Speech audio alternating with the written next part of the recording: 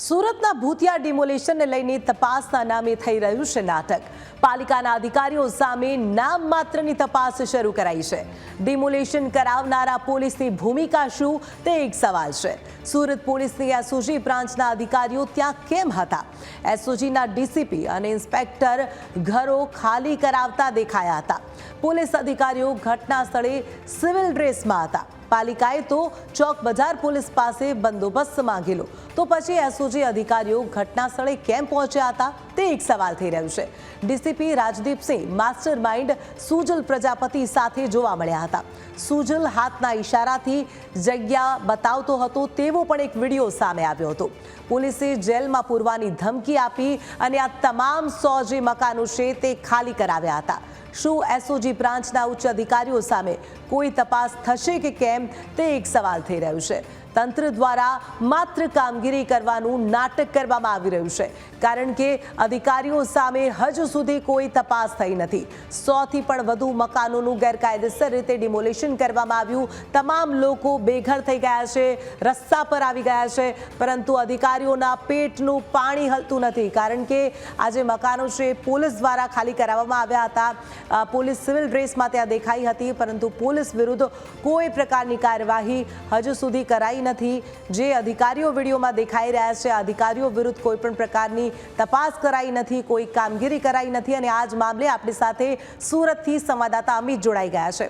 અમિત, તંત્ર દ્વારા માત્ર આ મામલે કામગીરી કરવાનું નાટક કરવામાં આવી રહ્યું છે, કારણ કે જે પોલીસ વિડીયોમાં દેખાઈ રહી છે તે વિરુદ્ધ કોઈ કાર્યવાહી કરાઈ નથી। અધિકારીઓ દેખાઈ રહ્યા છે, પરંતુ તેમના વિરુદ્ધ કોઈ પ્રકારની કામગીરી કરાઈ નથી।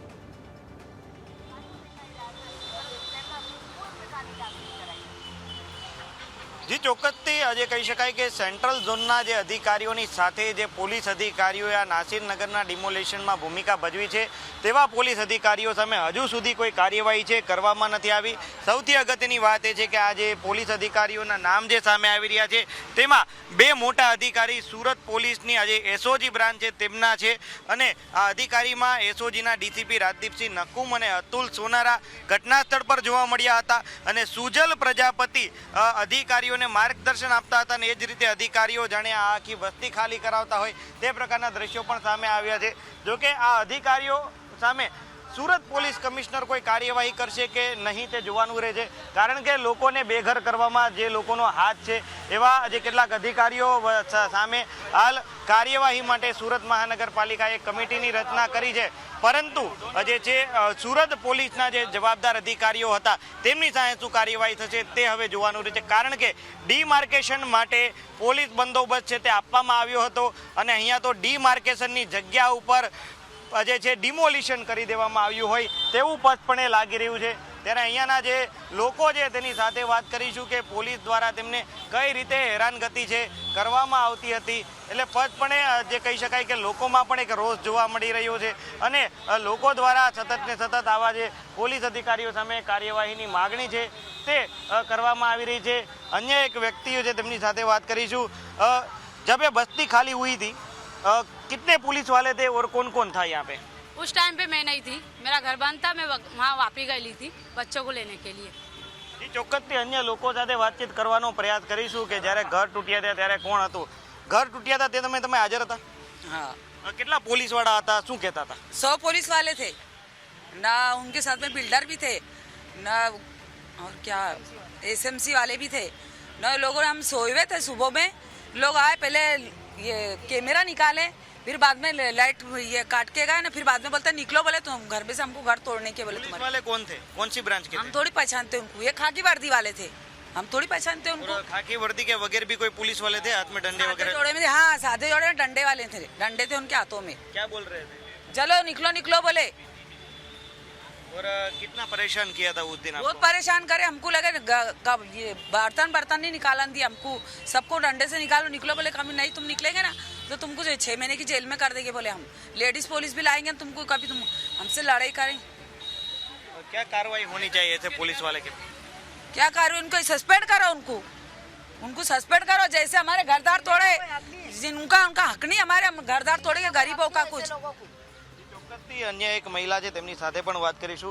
જે સમયે આ ઘટના બની હતી ત્યારે પોલીસ વાળા શું કહેતા હતા તમને?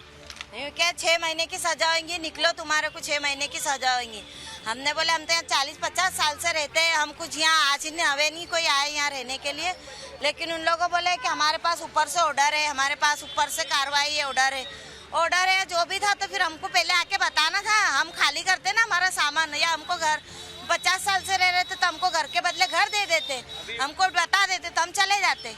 अभी पता चला कि पुलिस या पालिका ने कार्रवाई नहीं की है, लीगल कार्रवाई नहीं हुई है, कैसा लग रहा है? और पुलिस की कामगिरी के बारे में क्या कहोगे? पुलिस की कामगिरी के बारे में अब क्या कहेंगे, 10, 12, 13 दिन होगा, अभी तक तो कोई सुविधा नहीं मिली। अब वो पुलिस वाले जाने, और ऊपर जो मिले भगत है, अब वो अपने कोई किसी को जानते तो है नहीं, लेकिन असलम भाई और अरशद भाई हमारे लिए खड़े हैं और वो हमारा साथ दे रहे हैं, वो हमारे लिए सब जगह जा रहे हैं, लड़ रहे हैं। तो बस हमारे 50 साल से हम लोग यहाँ रह रहे हैं, ये जमीन हमारी है, हम यही मरेंगे और हम यही रहेंगे। कहाँ है कमिश्नर जो उनके कान तक ये बात नहीं जा रही है गरीबों की? कहाँ गए कमिश्नर? हाँ, ચોક્કસ એટલે કે લોકોમાં પણ રોષ જોવા મળી રહ્યો છે, લોકો છે તેમાં રોષ જોવા મળી રહ્યો છે, કારણ કે પોલીસ વાળાઓએ ધમકાવીને આ તમામ લોકોને બહાર કાઢ્યા હતા અને ત્યારબાદ આજે કેટલાક પાલિકાના કહેવાતા અધિકારીઓ અને અન્ય લોકો આ મકાનો છે તોડી ગયા છે અને વિડીયોમાં પણ સ્પષ્ટ દેખાઈ રહ્યું છે કે એસઓજીના પોલીસ ઇન્સ્પેક્ટર અતુલ સોનારા અને એસઓજીના ડીસીપી રાજદીપસિંહ નકુમ છે તે સતત ને સતત ઘટના સ્થળ પર જોવા મળ્યા હતા।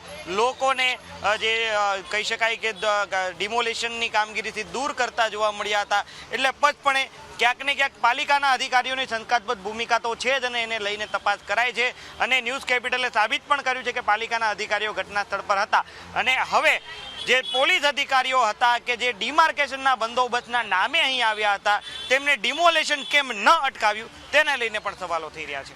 જી, માહિતી સાથે જોડાવા બદલ આપનો આભાર। તો સુરતના કતાર ગામમાં નાસિરનગર ભૂતિયા ડિમોલેશનનો મામલો પૂર્વ મંત્રી એમએલએ વિનુભાઈ મોરડિયાનું મોટું નિવેદન સામે આવ્યું છે। એસએમસી કમિશનર દ્વારા તપાસ કમિટી પર સવાલો ઊભા કર્યા। જવાબદાર અધિકારીઓ જ તપાસ કેવી કરશે તે મોટો સવાલ છે।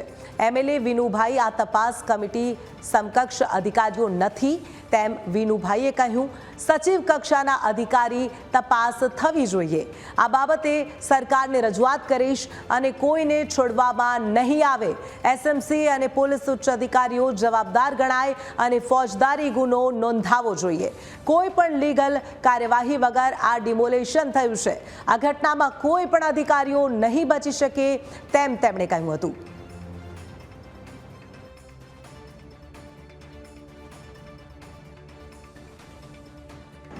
એક કમિટી મને એની સક્ષમતા નથી દેખાતી।